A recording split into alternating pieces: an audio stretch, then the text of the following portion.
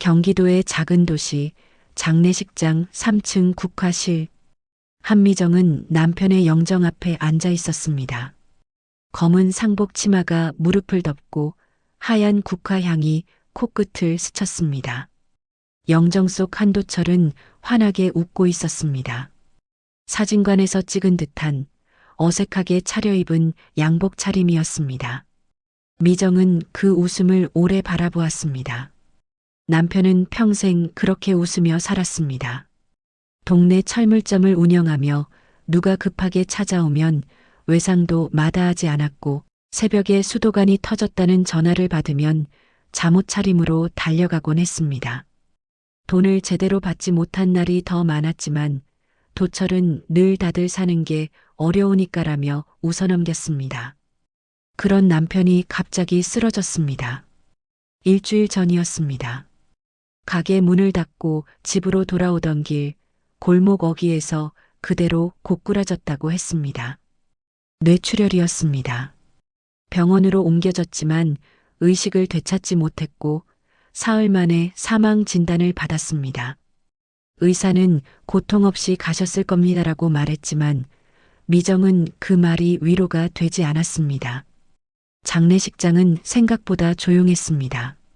장남 한주성이 모든 것을 정했습니다. 요즘은 소규모가 추세예요, 어머니.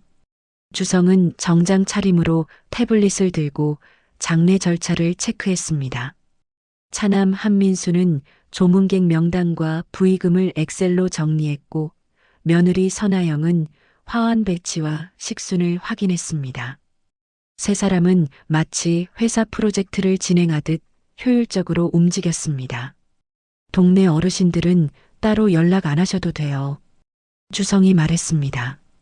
아버지 친구분들도요. 요즘 장례는 가족 위주로 치르는 게 맞아요. 미정은 말없이 고개를 끄덕였습니다. 하지만 마음 한구석이 불편했습니다. 도철이 평생 도와준 사람들, 외상값을 갚겠다며 매번 과일을 들고 오던 할머니, 철물점 앞에서 도철과 장기를 두던 어르신들. 그들은 이 소식을 알고 있을까요? 알고 있다면 왜 오지 않는 걸까요? 빈소는 텅 비어 있었습니다. 가족 5명과 주성의 회사 동료 몇 명이 전부였습니다. 국화 화환이 벽을 따라 늘어섰지만 그 사이로 보이는 빈 공간이 더 크게 느껴졌습니다. 미정은 문득 이 장례식이 도철의 것이 맞는지 의문이 들었습니다. 발인을 앞둔 저녁이었습니다. 미정은 영정 앞에 혼자 앉아 있었습니다. 주성과 민수는 화장장 예약 시간을 확인하러 나갔고 나영은 로비에서 전화 통화 중이었습니다. 조용한 빈소에 냉장고 모터 소리만 윙윙 울렸습니다. 그때 상복 주머니 속 휴대폰이 진동했습니다. 미정은 천천히 폰을 꺼냈습니다. 화면에 문자 알림이 떠 있었습니다. 나는 아직 안 죽었다. 관 속에 있는 건 나 아니야. 아들들을 믿지 마. 미정의 손이 굳었습니다. 심장이 빠르게 뛰기 시작했습니다. 문자를 다시 읽었습니다. 한 글자 한 글자 또박또박 적혀 있었습니다.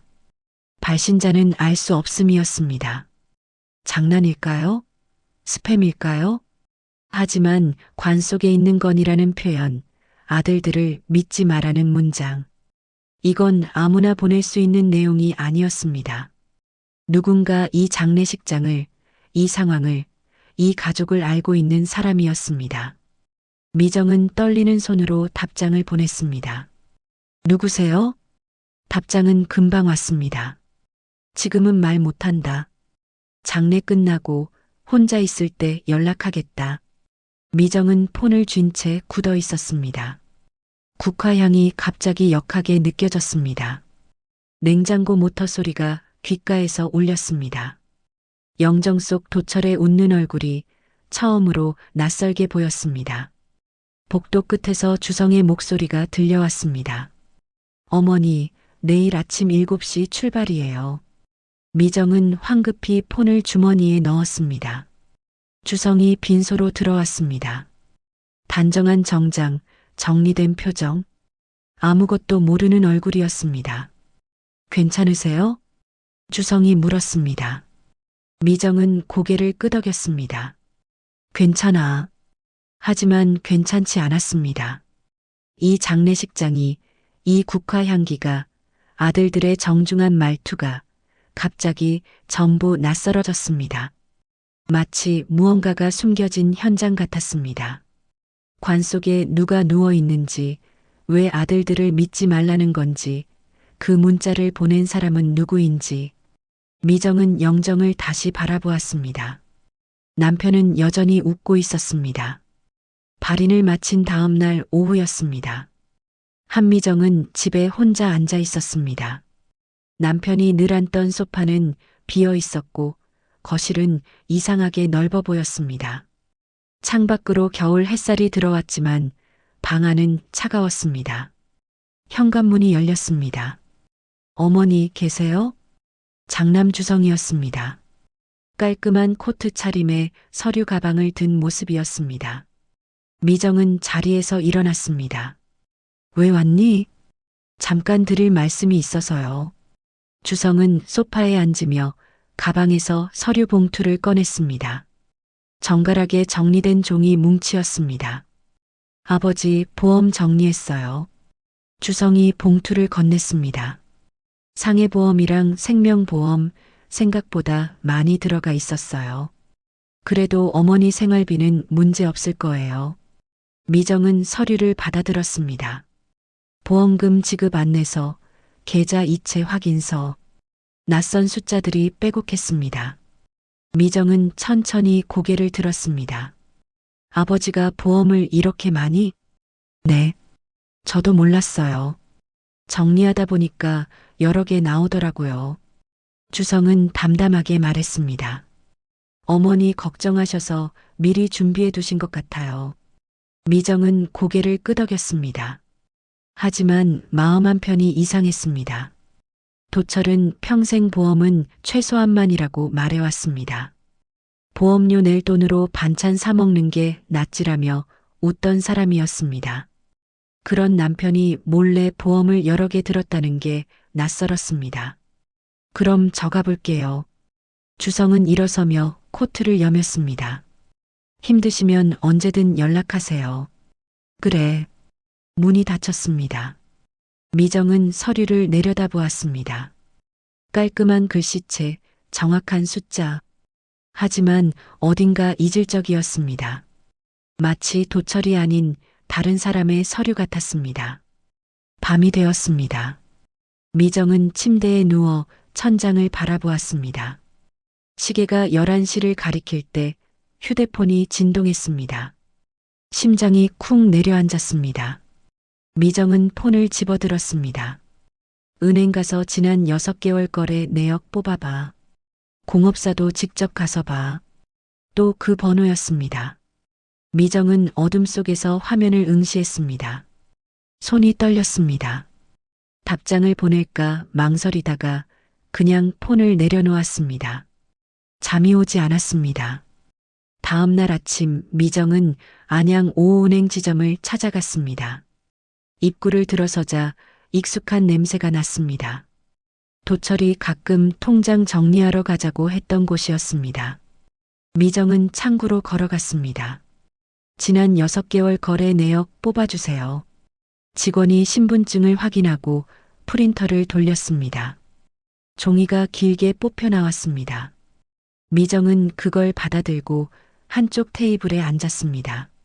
내역을 보는 순간 숨이 멎었습니다. 출금 200만 원, 출금 150만 원, 출금 300만 원. 한 달에 서너 번씩 큰 돈이 빠져나가 있었습니다. 날짜를 보니 모두 최근 6개월 이내였습니다. 도철이 쓰러지기 직전까지 계속되어 있었습니다. 뭐 하는데 이렇게 썼지? 미정은 중얼거렸습니다. 철물점 매출로는 이런 금액을 쓸 일이 없었습니다. 집에서도 큰돈 쓴 기억이 없었습니다. 미정은 다시 내역을 살폈습니다. 출금 날짜 옆에 작은 글씨로 창고 출금이라고 적혀 있었습니다. 저기요. 미정은 직원을 불렀습니다. 이 출금들 본인이 직접 온 거예요? 직원은 화면을 확인했습니다. 네, 본인 확인 후 출금된 기록이에요. 혹시 다른 사람이랑 같이 온 적은 없나요? 직원은 잠시 생각했습니다. 저는 잘 모르겠는데 지점장님께 여쭤볼까요? 잠시 후 지점장이 나왔습니다. 중년의 여성이었습니다. 미정을 보자 고개를 끄덕였습니다. 한도철 씨 부인이시죠? 뵌 적 있는 것 같아요. 네. 그런데 이 출금들요, 남편이 혼자 온 건가요? 지점장은 내역을 보더니 고개를 갸웃했습니다. 한 번은 큰아드님이 같이 오셨어요. 서류 설명 도와주신다고 하시면서요. 미정의 등에 소름이 돋았습니다. 큰아들이요? 네. 정장 입으신 분. 인상이 단정하셨어요. 주성이었습니다. 미정은 입술을 깨물었습니다. 그게 언제였어요? 한석 달 전쯤? 지점장은 기억을 더듬었습니다. 정확한 날짜는 기록 찾아봐야 알 것 같은데요. 괜찮아요. 감사합니다. 미정은 서둘러 은행을 나왔습니다. 가슴이 두근거렸습니다. 왜 주성이 아버지와 은행에 왔을까요? 왜 미정에게는 말하지 않았을까요? 그 돈은 어디에 쓴 걸까요? 버스를 타고 공업사로 향했습니다. 도철의 공업사는 도시 외곽 작은 공단 안에 있었습니다. 미정은 몇 년 만에 그곳을 찾았습니다. 철문을 열고 안으로 들어섰습니다. 조용했습니다. 기계들이 줄지어 서 있었습니다. 선반, 밀링, 드릴 프레스. 도철이 평생 만지던 것들이었습니다. 미정은 천천히 안을 둘러보았습니다. 이상했습니다. 너무 깨끗했습니다. 주성이 말하기를 도철은 기계 폭발 사고로 다쳤고 그 후유증으로 쓰러졌다고 했습니다. 하지만 여기에는 그을린 자국도 부서진 기계도 타는 냄새도 없었습니다. 오히려 평소보다 더 정리되어 있었습니다. 바닥은 깨끗이 쓸려 있었고 기름때 하나 없이 닦여 있었습니다. 공구함도 정갈하게 정돈되어 있었습니다. 마치 누군가 의도적으로 정리한 것처럼 보였습니다. 미정은 무릎을 꿇고 바닥을 만져보았습니다. 차가운 콘크리트였습니다. 아무 흔적도 없었습니다. 휴대폰이 진동했습니다. 미정은 벌떡 일어나 폰을 꺼냈습니다. 나는 도철 씨가 생전에 고용한 사람이다. 남편은 이미 아들들을 의심하고 있었다. 만나서 자세히 설명하겠다. 미정은 그 자리에 선 채 문자를 읽고 또 읽었습니다. 도철이가 아들들을 의심했다고? 목소리가 떨렸습니다. 아들들. 주성과 민수. 미정이 낳고 키운 아이들. 도철과 함께 밤낮으로 일하며 키운 아이들. 그 아이들을 도철이 의심했다는 게 믿어지지 않았습니다. 하지만 은행 거래 내역, 주성의 동행, 너무 깨끗한 공업사, 모든 게 맞아떨어지는 것 같으면서도 동시에 너무 끔찍한 상상이었습니다. 미정은 공업사 문을 잠그고 밖으로 나왔습니다. 겨울바람이 차갑게 불었습니다. 미정은 주머니에 손을 넣고 걸었습니다. 머릿속이 복잡했습니다. 모성애와 의심이 격렬하게 부딪혔습니다. 내 아들들이 그럴 리 없어. 하지만 동시에 다른 목소리도 들렸습니다. 그럼 이 모든 게 뭐지? 미정은 멈춰섰습니다. 휴대폰을 꺼내 문자를 다시 봤습니다. 그리고 천천히 답장을 입력했습니다. 어디서 만날까요? 시내 카페였습니다. 한미정은 구석 자리에 앉아 있었습니다. 창밖으로 사람들이 오갔지만 카페 안은 조용했습니다. 커피 잔을 앞에 두고 있었지만 한 모금도 마시지 못했습니다. 문이 열렸습니다. 검은 코트를 입은 중년 남자가 들어왔습니다. 키가 크고 마른 체형이었습니다. 주변을 둘러보다가 미정과 눈이 마주쳤습니다. 그가 다가왔습니다. 한미정 씨 맞으시죠? 네. 미정은 고개를 끄덕였습니다. 남자는 마주 앉으며 명함을 내밀었습니다. 박세훈입니다. 사설 탐정 일하고 있어요. 미정은 명함을 받아들었습니다. 박세훈 심부름센터 각종 조사 및 증거 수집이라고 적혀 있었습니다. 남편이 박 씨를 고용했다고요? 네. 한 석 달 전쯤이었어요. 박세훈은 가방에서 서류철을 꺼냈습니다. 여기 한도철 씨가 직접 쓴 의뢰서 있습니다. 미정은 서류를 받았습니다. 도철의 손글씨였습니다. 삐뚤삐뚤하지만 정성스럽게 쓴 글씨. 아들들 행동 이상함. 보험이랑 집 문제에 너무 집착. 확인 부탁이라고 적혀 있었습니다. 처음엔 단순한 가족 불화인 줄 알았어요. 박세훈이 말했습니다. 근데 조사하다 보니까 심상치 않더라고요. 뭘 발견했는데요? 일단 이것부터 들어보세요. 박세훈은 노트북을 열었습니다. 화면에 녹음 파일이 떠 있었습니다. 날짜는 석 달 전. 박세훈이 재생 버튼을 눌렀습니다. 잡음 섞인 소리가 흘러나왔습니다. 그리고 익숙한 목소리가 들렸습니다. 아버지, 재개발 들어가면 집값 2배는 뛴다니까요. 주성의 목소리였습니다. 미정의 손이 굳었습니다. 그 전에 정리해 놔야죠. 나중에 세금만 더 나가요. 도철의 목소리가 이어졌습니다. 아니, 그 집에서 평생 살 건데 뭘 정리해. 그러게요, 아버지. 요즘은 다들 그렇게 해요. 주성의 목소리는 침착했습니다. 보험도 요즘은 필수예요. 나이 드셨으면 혹시라도 사고 나면. 무슨 사고를 그렇게 걱정해. 아버지, 만약을 대비하는 거잖아요. 녹음이 끝났습니다. 미정은 노트북 화면을 바라보았습니다. 숨소리가 거칠어졌습니다. 이게 전부가 아니에요. 박세훈이 다른 파일을 열었습니다. 이건 한 달 전 녹음입니다. 공업사 사무실에서 녹음된 거예요. 재생 버튼을 눌렀습니다. 이번엔 더 또렷했습니다. 주성과 민수의 목소리였습니다. 형, 근데 이거 진짜 괜찮은 거야? 민수의 목소리가 떨리고 있었습니다. 뭐가 문제야? 메탄올은 원래 공업사에 있는 거잖아. 주성의 목소리는 차가웠습니다. 커피에 조금만 섞으면 그냥 심장마비처럼 보일 거야. 나이도 있으시고 원래 혈압도 높으셨잖아. 미정의 입술이 파르르 떨렸습니다.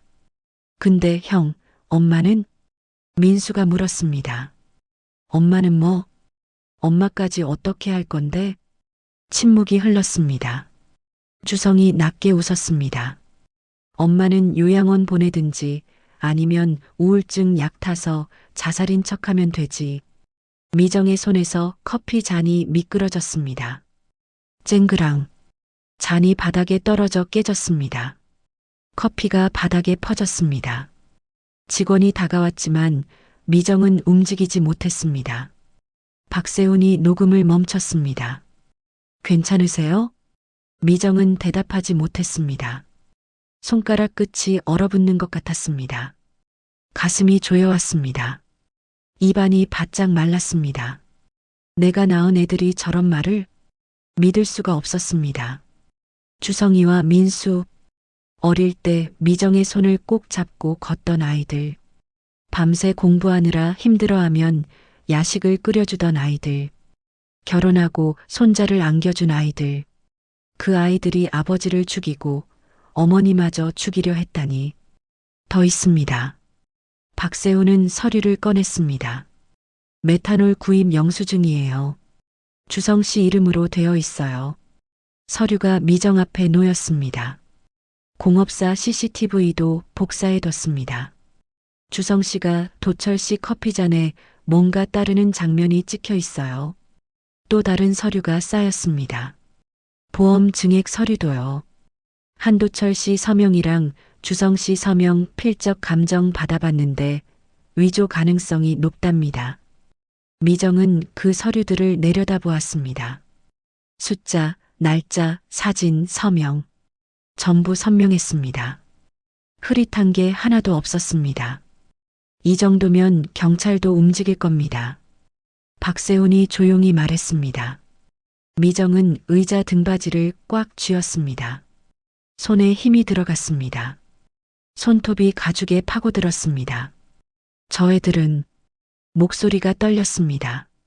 더 이상 내 자식이 아닙니다. 미정은 천천히 고개를 들었습니다. 눈가가 붉었지만 눈물은 흐르지 않았습니다. 대신 눈빛이 단단하게 굳어 있었습니다. 도철이가 죽기 전에 남긴 경고였네요. 미정은 서류를 집어들었습니다. 경찰서 가야겠어요. 제가 같이 가겠습니다. 박세훈이 노트북을 닫았습니다. 두 사람은 카페를 나섰습니다. 차가운 바람이 불었습니다. 미정은 코트깃을 세웠습니다. 발걸음이 무겁지 않았습니다. 오히려 단단했습니다. 머릿속에서 도철의 목소리가 들렸습니다. 미정아, 아들들 조심해. 알았어, 여보. 미정은 중얼거렸습니다. 이제 알았어. 경찰서는 멀지 않았습니다. 미정은 서류를 품에 안고 걸었습니다. 남편을 죽인 자들, 자신까지 죽이려 했던 자들, 그들이 자신의 아들이라는 사실이 더 이상 그녀를 망설이게 하지 않았습니다. 도철의 마지막 부탁을 이루어줄 시간이었습니다. 경찰서 조사실은 차갑고 밝았습니다. 한미정은 형광등 아래 앉아 진술서에 서명했습니다. 박세훈이 가져온 자료들이 책상 위에 쌓여 있었습니다. 형사는 서류를 넘기며 고개를 끄덕였습니다. 재수사 들어가겠습니다. 형사가 말했습니다. 시신 부검도 다시 진행할 겁니다. 미정은 고개를 숙였습니다. 감사합니다. 일주일 후 부검 결과가 나왔습니다. 한도철의 혈액에서 치명적인 농도의 메탄올이 검출되었습니다. 사망 원인은 뇌출혈에서 독성 물질에 의한 중독사로 수정되었습니다.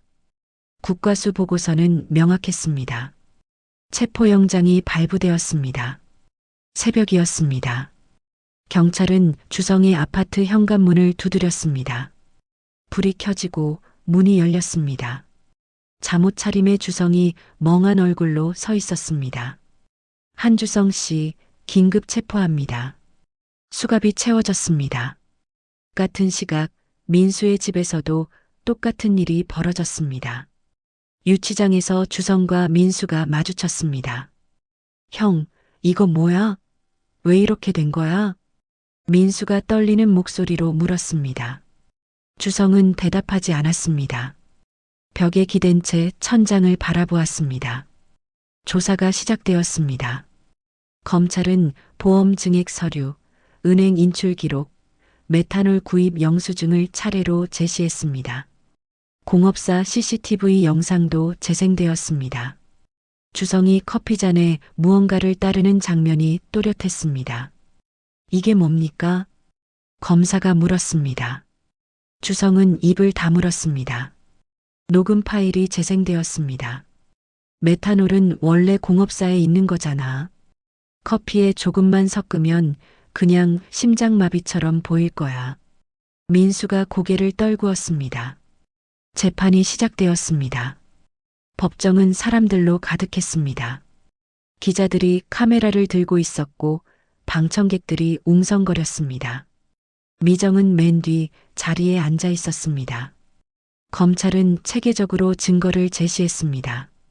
보험 증액 경위, 은행 인출 기록, 공업사 주변인 진술, 녹음 파일, 문자 메시지 하나하나 빠짐없이 쌓아 올렸습니다. 변호인이 반박했습니다. 피고인들은 사업 실패로 인한 빚 때문에 어려움을 겪었을 뿐입니다. 변호인은 서류를 펼쳤습니다. 도박이나 투자 실패는 단순한 판단 착오였고 살인의 고의성은 전혀 없었습니다. 검사가 일어섰습니다. 그렇다면 메탄올 구입 일자를 설명해 주시겠습니까? 검사는 영수증을 들었습니다. 사망 일주일 전 피고인 한주성은 공업용 메탄올 500ml를 구입했습니다. 이게 단순한 우연입니까? 변호인이 말문이 막혔습니다. 그리고 이 녹음 파일은 어떻게 설명하시겠습니까? 검사가 재생 버튼을 눌렀습니다. 엄마는 요양원 보내든지 아니면 우울증 약 타서 자살인 척하면 되지. 주성의 목소리가 법정에 울려 퍼졌습니다. 방청석이 술렁였습니다. 미정은 눈을 감았습니다.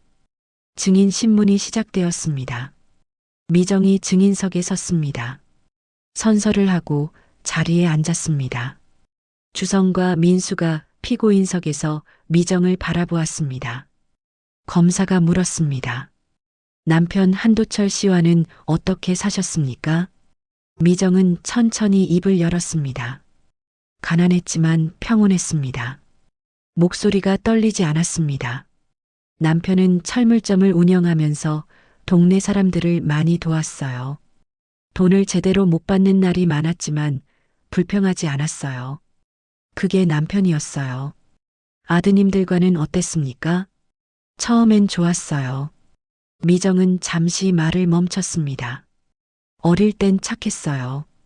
공부도 열심히 했고 부모님 말씀도 잘 들었어요.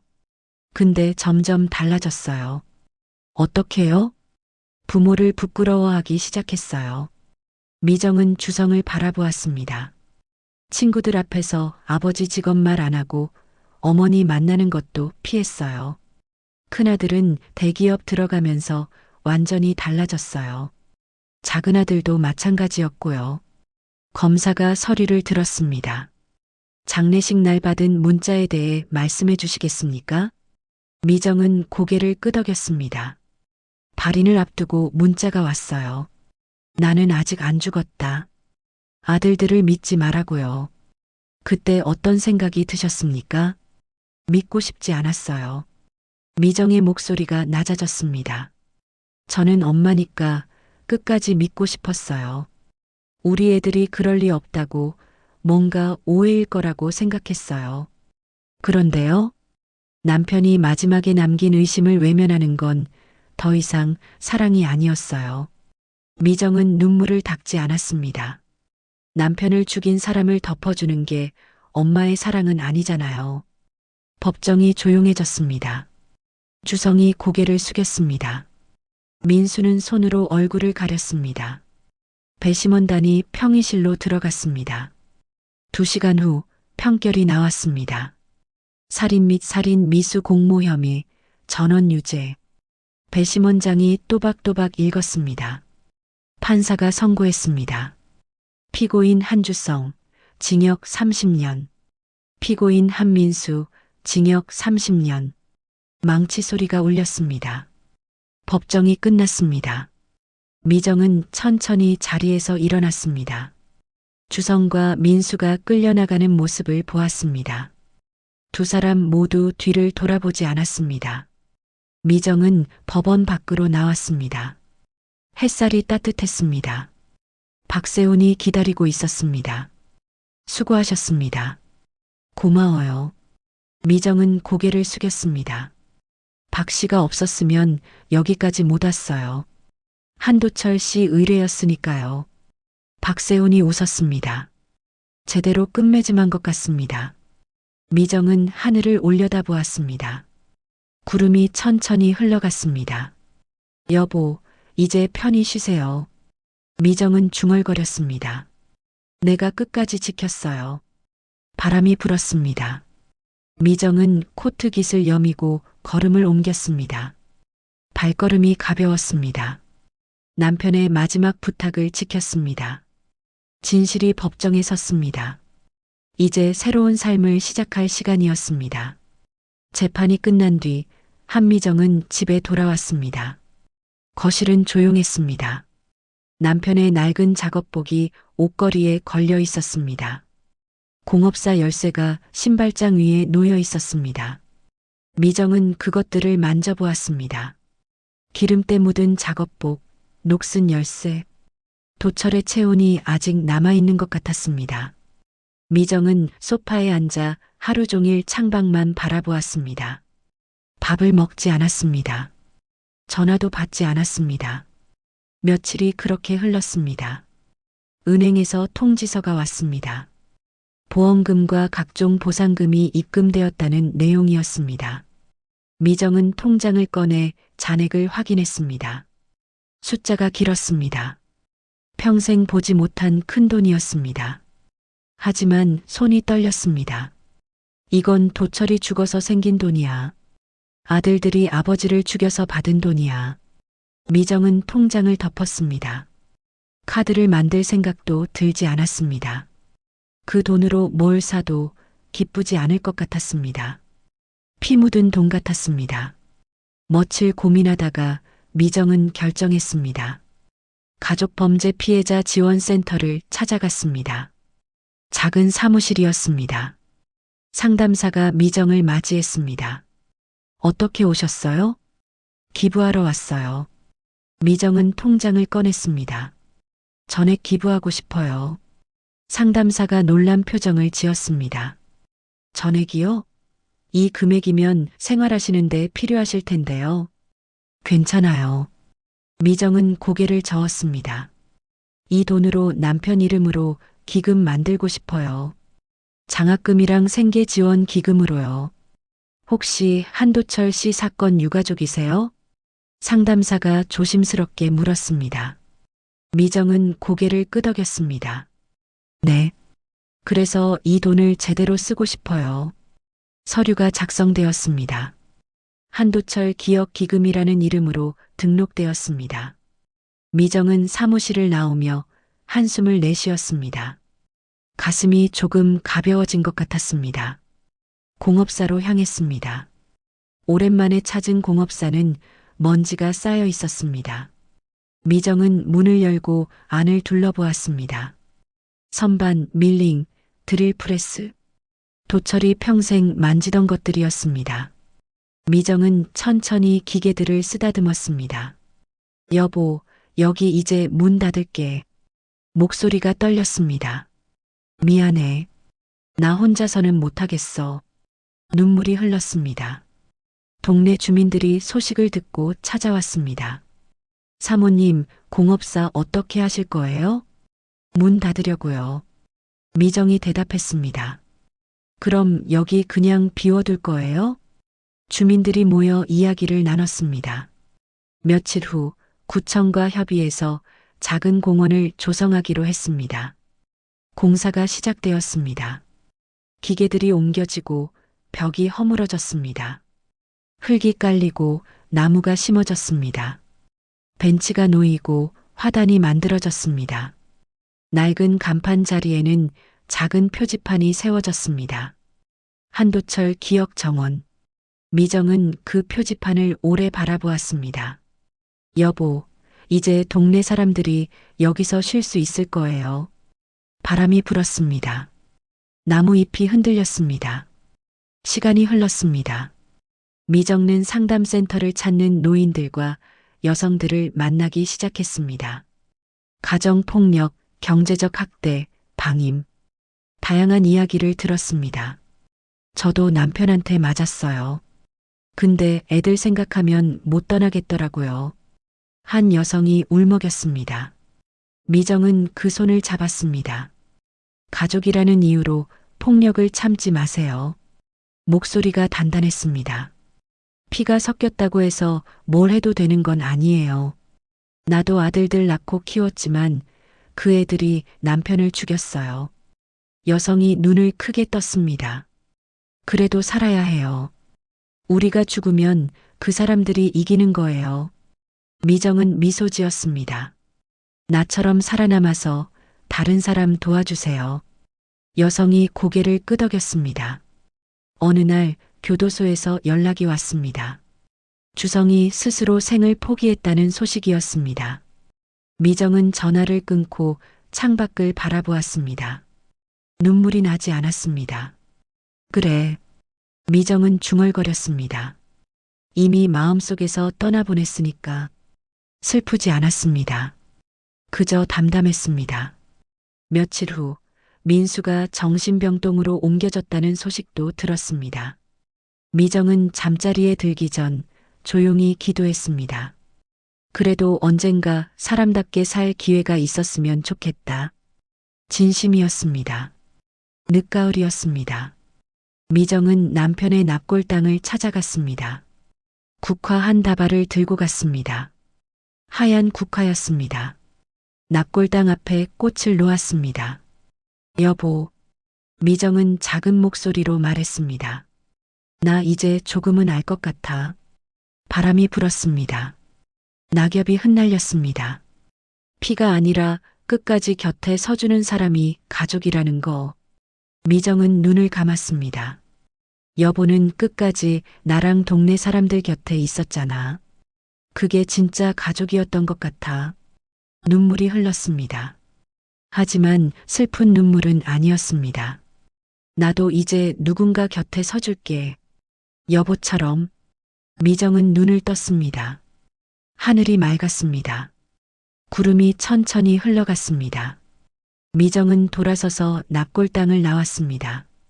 발걸음이 가벼웠습니다. 더 이상 피해자가 아니었습니다.